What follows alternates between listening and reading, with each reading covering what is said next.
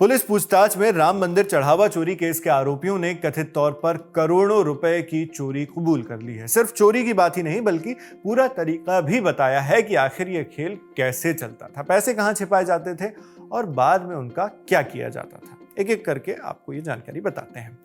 Court से permission मिलने के बाद 30 जून को पुलिस टीम जेल पहुंची और करीब 2 घंटे तक सभी आरोपियों से अलग अलग पूछताछ की।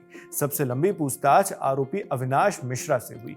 पुलिस ये समझना चाहती थी कि कथित चोरी का पूरा नेटवर्क काम कैसे करता था, इसमें कौन कौन लोग शामिल थे और चोरी की रकम आखिर गई कहां। सोर्सेज के मुताबिक पूछताछ में आरोपियों ने बताया कि काउंटिंग रूम की एक चाबी टिन्नू यादव के पास रहती थी, जबकि दूसरी बैंक कर्मचारियों के पास होती थी।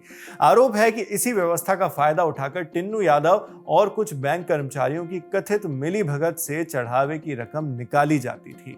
आरोपियों ने पुलिस को बताया कि चोरी करने वाला सिर्फ एक व्यक्ति होता था, बाकी लोग उसके चारों ओर घेरा बनाकर खड़े हो जाते थे ताकि किसी सीसीटीवी कैमरे में हरकत रिकॉर्ड ना हो सके। उनका दावा है कि उन्हें पहले से पता था कि कैमरे कहां लगे हैं और किस एंगल से रिकॉर्डिंग होती है, इसी वजह से वो कैमरों की सीधी नजर से बचकर कथित चोरी करते थे।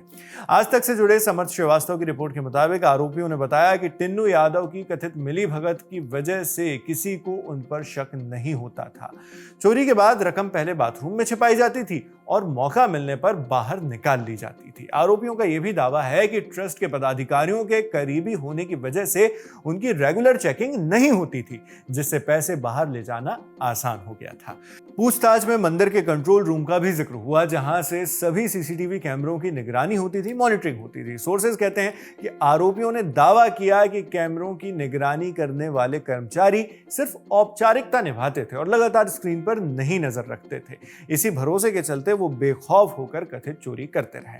जब पुलिस ने पूछा कि चोरी की रकम का क्या किया गया, तो सोर्सेज के मुताबिक आरोपियों ने बताया कि पैसे जमीन और मकान खरीदने में लगाए गए। उन्होंने ये भी कहा कि उन्हें उम्मीद नहीं थी कि मामला इतनी जल्दी सामने आ जाएगा। पूछताछ के दौरान राम मंदिर ट्रस्ट के ट्रस्टी डॉक्टर अनिल मिश्रा का नाम भी सामने आया।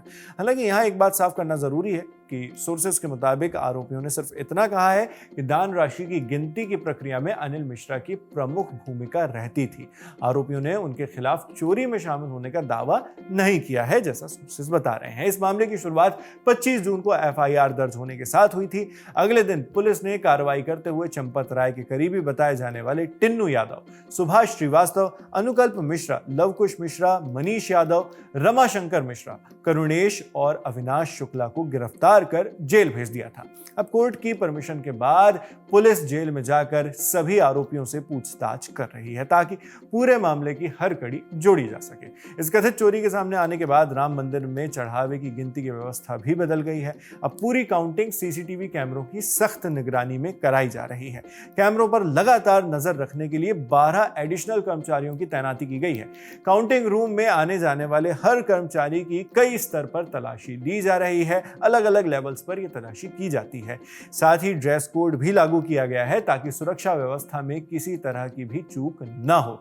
इधर मंदिर व्यवस्था से जुड़े गोपाल राव की भूमिका भी चर्चा में है। सवाल उठ रहे हैं कि विवाद के बावजूद वो अब भी मंदिर के इंचार्ज क्यों हैं? ट्रस्टी डॉक्टर अनिल मिश्रा और महासचिव चंपत राय के बाद सबसे ज्यादा चर्चा गोपाल राव को लेकर ही हो रही है।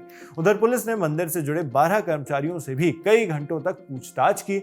उनसे पूछा गया कि अगर इतनी बड़ी कथित चोरी हो रही थी तो इसकी भनक किसी को क्यों नहीं लगी। अब तक इस मामले में पुलिस 26 लोगों के बयान दर्ज कर चुकी है। फिलहाल जांच जारी है। ध्यान देने वाली बात यह है कि इस रिपोर्ट में शामिल कई दावे आरोपियों के बयान और पुलिस सोर्सेज के हवाले से हैं। इन सभी पहलुओं की जांच अभी जारी है, अंडर इन्वेस्टिगेशन है सारी चीजें, और पुलिस पूछताछ, बरामदगी, सीसीटीवी फुटेजेस और दूसरे सबूतों के आधार पर ही पूरे मामले की पुष्टि कर पाना या कंफर्मेशन करना जो है वो संभव हो पाएगा। अभी फिलहाल इन्वेस्टिगेशन में पुलिस जुटी हुई है। मामले पर सभी की नजर बनी रहेगी। जो भी बड़े अपडेट्स होंगे वो हम आपके लिए इसी तरह लाते रहेंगे। आप इस पूरे मामले पर क्या सोचते हैं कमेंट बॉक्स में लिखकर जरूर बताएं। आपके लिए खबर लिखी हमारे साथी आसिफ असरार ने। मैं हूं शेख नावेद, देखते रहिए ललन टॉप।